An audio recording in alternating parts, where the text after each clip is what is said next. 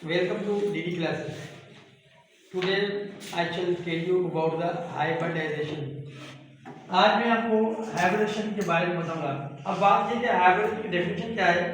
Mixing up of the different orbitals of different energies and different shapes to produce the same energy and shapes is called as hybrid orbitals and this process or this phenomena is called as hybridization.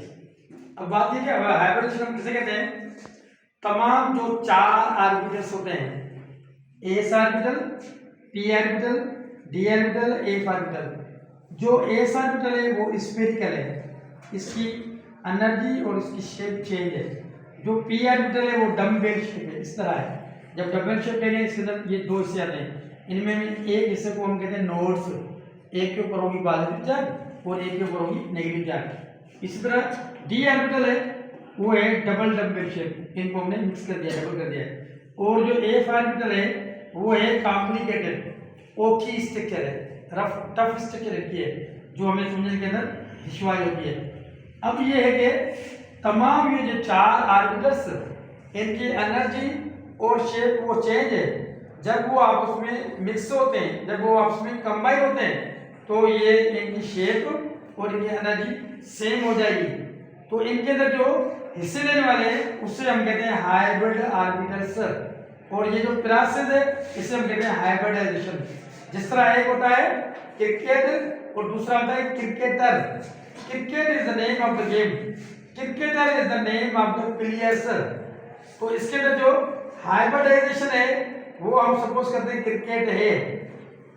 Hybrid orbitals S orbital है, P orbital है, D orbital है, F orbital, वो हम कहते हैं cricketer है, उनके अंदर हिस्सा ले रहे हैं। इस बात को समझने के लिए हमने एक सिंपल एग्जांपल दिया है कार्बन का।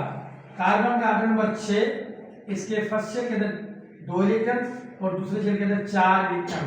फर्स्ट शेल का नाम ए शेल है और सेकंड शेल का नाम एन शेल है। अब ये electronic configuration 1s2 2s2 2p2। अब बात ये है कि हम इलेक्ट्रॉनिक कॉन्फ़िगरेशन किसे कहते हैं? Distribution of the electrons into the shell and sub shell is called the electronic configuration. जब भी आप इलेक्ट्रॉन्स को शेल के साथ एग्जाम होते हैं KLMNOPQ, उस शेल के अंदर इलेक्ट्रॉन्स को तकसीम करते हैं, या आप लोग सब शेल जो 4 सब शेल होते हैं या जिसे हम 4 ऑर्बिटल्स कहते हैं, S orbital, B orbital, D orbital, F orbital. जब भी आप इलेक्ट्रॉन्स को शेल और सब शेल के अंदर तकसीम करेंगे तो उस प्रोसेस को हम कहते हैं इलेक्ट्रॉनिक कॉन्फ़िगरेशन, इलेक्ट्रॉनिक तश्कील। तो वो जो इलेक्ट्रॉनिक कॉन्फ़िगरेशन है वो है on the basis of the atomic number. Atomic number को हम शो करते हैं Z से, नंबर ऑफ प्रोटॉन्स और number of electrons which are present in the atom. किसी भी एटम के अंदर मौजूदा इलेक्ट्रॉन्स या प्रोटॉन्स की तादाद को हम एटॉमिक नंबर कहते हैं, उनको हम शो करते हैं Z से। अब ये पढ़ा हुआ है 1s2, 2 इलेक्ट्रॉन्स जब भी होंगे आगे थे तो एक होगा क्लॉकवाइज, एक होगा एंटी क्लॉकवाइज। 2s2 इसी तरह 2p। अब p की 3 एक्सिस हैं, px py pz। तो हर एक एक्सिस के अंदर 2 इलेक्ट्रॉन्स आते हैं, इनके अंदर 6 इलेक्ट्रॉन्स आते हैं, इनका फार्मूला भी है। और d की 5 एक्सिस हैं, हर एक एक्सिस के अंदर 2 इलेक्ट्रॉन्स आते हैं तो d के अंदर 10 इलेक्ट्रॉन्स आते हैं। इसी तरह जो f है उनकी 7 एक्सिस हैं, हर एक एक्सिस के अंदर 2 इलेक्ट्रॉन्स आते हैं तो उसके अंदर 14 इलेक्ट्रॉन्स आते हैं। अब ये एक्सिस क्या है? ये इनके डायरेक्शंस है, जिसे हम तरफ कहते हैं, रुख भी कहते हैं, सिबत भी कहते हैं, px py और ये है pz। तो ये डायरेक्शंस हो गए। तो p की 3 एक्सिस है तो ये pxy pyz। जो p ऑर्बिटल से उसके अंदर 2 इलेक्ट्रॉन्स हैं वो हमने इनको दे दिए हैं। जरा आप गौर से देखिए, जो pz ऑर्बिटल है वो खाली पड़ा हुआ है, एम्प्टी पड़ा हुआ है। अब ये जो प्रोसेस पूरा पड़ा हुआ है इसे हम कहते हैं ग्राउंड स्टेट, एटॉमिक स्टेट कहते हैं। इलेक्ट्रॉन्स जिस शिकल के अंदर है वो है। अब हम इनको देंगे हीट। बात ये कि हीट क्या है? Heat is a form of energy. जैसे हम इनको हीट देंगे तो इससे जो 2p ऑर्बिटल है उनको नजदीक है 2s ऑर्बिटल। जैसे हम इनको हीट देंगे तो 2s में से एक इलेक्ट्रॉन जंप लगा के चला जाएगा 2pz जो एम्प्टी ऑर्बिटल है उसके अंदर चला जाएगा। अब इसे हम कहते हैं हाइब्रिड स्टेट कहते हैं। ये जो पड़ी हुई है इसे हम हाइब्रिड स्टेट कहते हैं।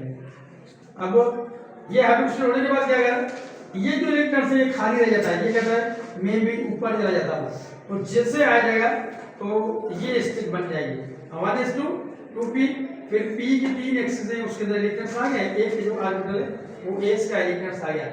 अब हुआ क्या, हुआ ये है कि एक ऑर्बिटल s का है और 3 ऑर्बिटल p के हैं, तो इसे हम कहते हैं sp3 हाइब्रिडाइजेशन।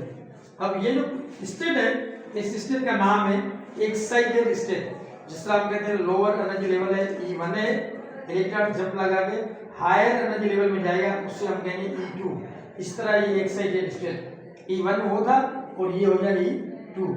अब इसके अंदर जो हाइब्रिडेशन बनी है वो बनी है sp3 हाइब्रिडाइजेशन, जिसे हम कह सकते हैं 4sp3 हाइब्रिडाइजेशन, यानी एक ऑर्बिटल s का है और 3 ऑर्बिटल p के हैं। s की जो परसेंटेज 25 है और p की 75 होगी 100 होगी। एक बात आप नोट कर लो, जब भी आप लोग अल्किल सीरीज पूरी पढ़ेंगे यानी मीथेन से लेकर डिकेट तक आप जाएंगे, तमाम जो ये केमिकल कंपाउंड्स हैं उनकी जो हाइब्रिडाइजेशन है वो होगी sp3 हाइब्रिडाइजेशन, और उनकी जो एंगल है वो बनेगी 109.5 और उनकी जो शिकल है वो बनेगी टेट्राहेड्रल स्ट्रक्चर, लाइक इस तरह ये मीथेन की स्ट्रक्चर है। ये है टेट्राहेड्रल जिसके 4 कोने हों।